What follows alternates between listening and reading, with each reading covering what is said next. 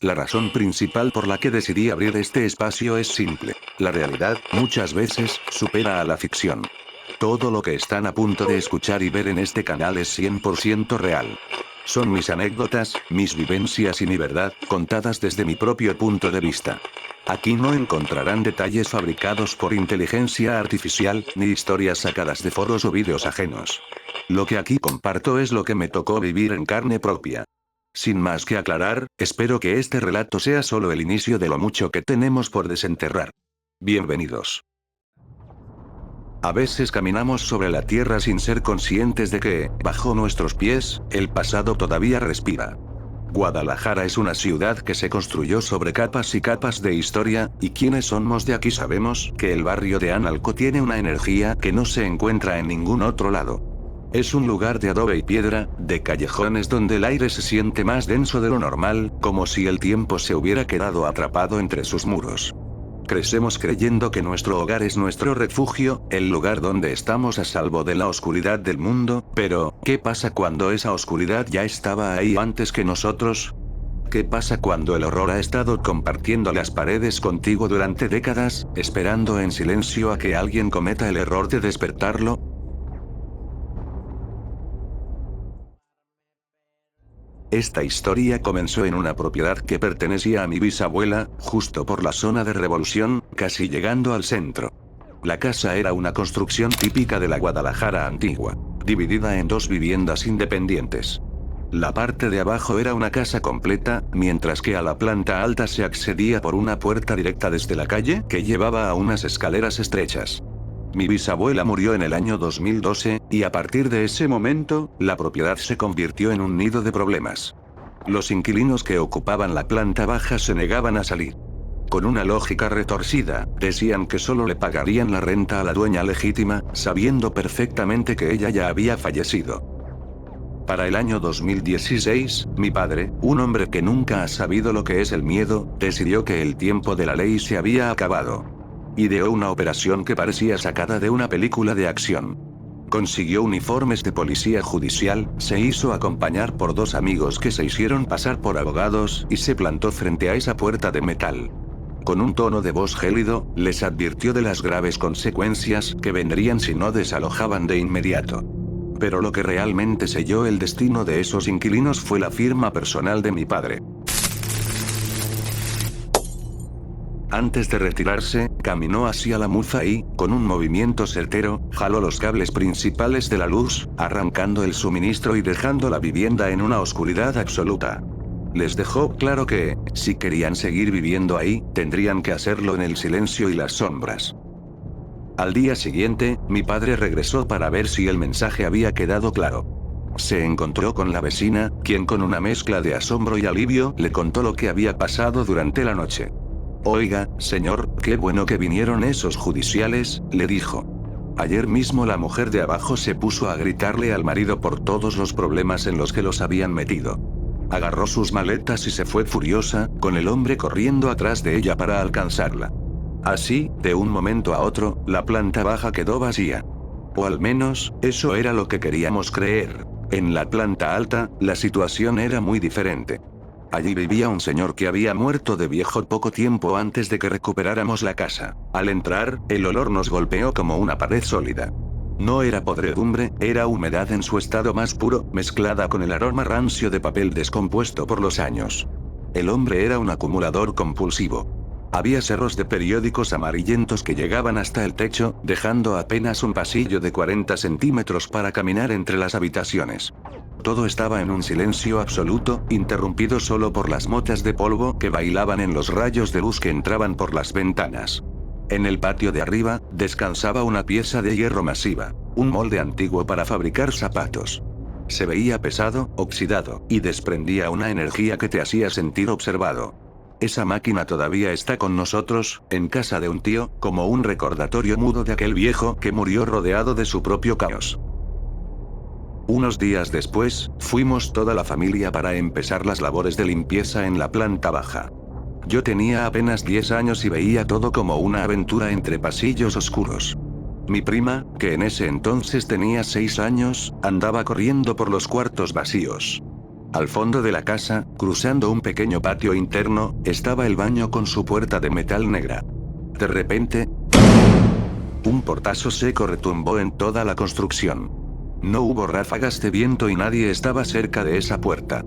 Cuando mi prima salió del baño, su cara no era la de una niña asustada. Su semblante era de una seriedad absoluta, casi de enojo. Se sentó en un escalón, cruzó los brazos y soltó una frase que nos heló la sangre. Ya no quiero jugar con la niña, con la mocosa fea. Me encerró en el baño y me jaló el pelo. En ese momento todos nos quedamos callados, queriendo creer que era su imaginación, pero la tensión en el aire decía lo contrario. Pasaron 2 días y regresamos a la casa mi padre, mi abuela y yo. Estábamos en la cocina de la planta alta. Mi abuela, llena de nostalgia, recordaba la barra donde mi padre se sentaba de niño mientras ella cocinaba. Pero mi padre no estaba escuchando. Estaba observando una irregularidad en la pared de adobe. Se acercó y empezó a dar pequeños golpes con los nudillos. El sonido era inconfundible. La pared estaba hueca. Buscó una herramienta dura y comenzó a golpear. El adobe se desmoronó fácilmente, dejando caer trozos de tierra seca sobre el piso. Y entonces, entre el escombro, apareció lo increíble. Primero vimos la parte superior de un cráneo pequeñísimo, amarillento por el tiempo, y justo al lado, 2 huesitos diminutos que asomaban de entre la tierra. Era el esqueleto de un bebé, emparedado a milímetros de la superficie, oculto tras una delgada capa de tierra y olvido. Mi abuela, impulsada por una compasión que terminó siendo un error, envolvió los restos en un periódico viejo.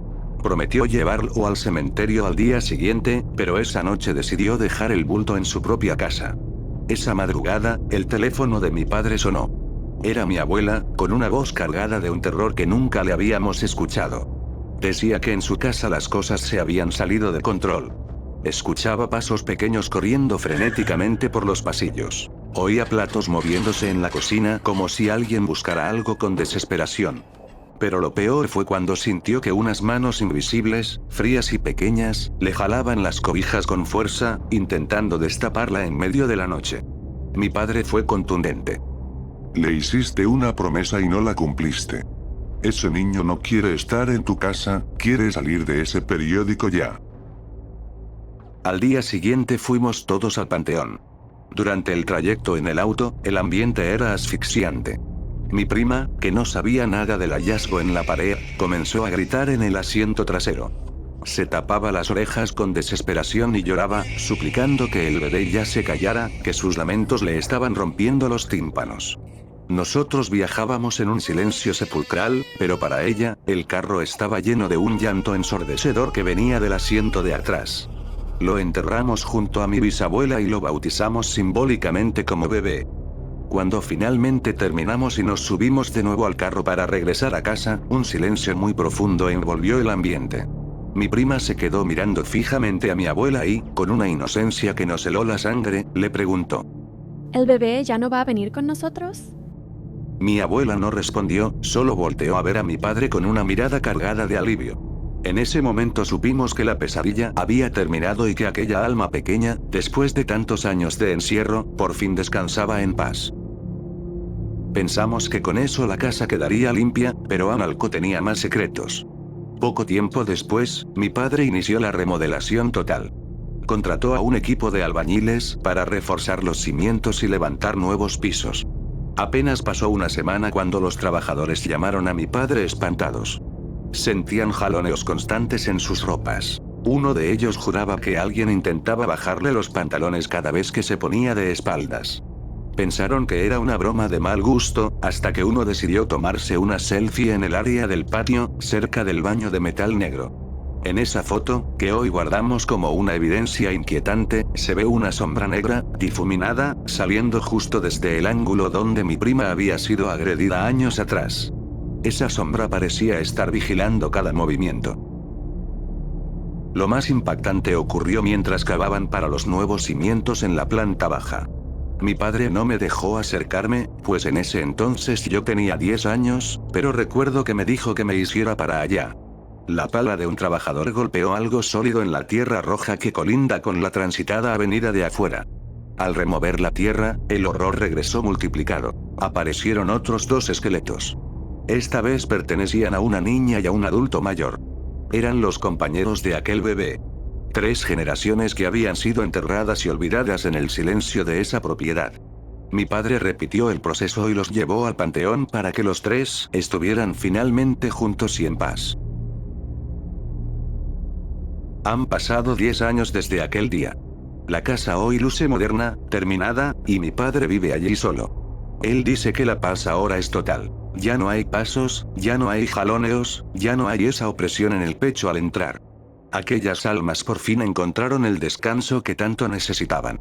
Me gustaría decir que esta es mi única experiencia con lo sobrenatural, pero Guadalajara es una ciudad que nunca deja de susurrar. Tengo más historias, incluyendo una sobre una niña muerta que me atormentó durante 7 años de mi vida, pero esa es una historia para un próximo relato. Gracias por acompañarme hasta el final.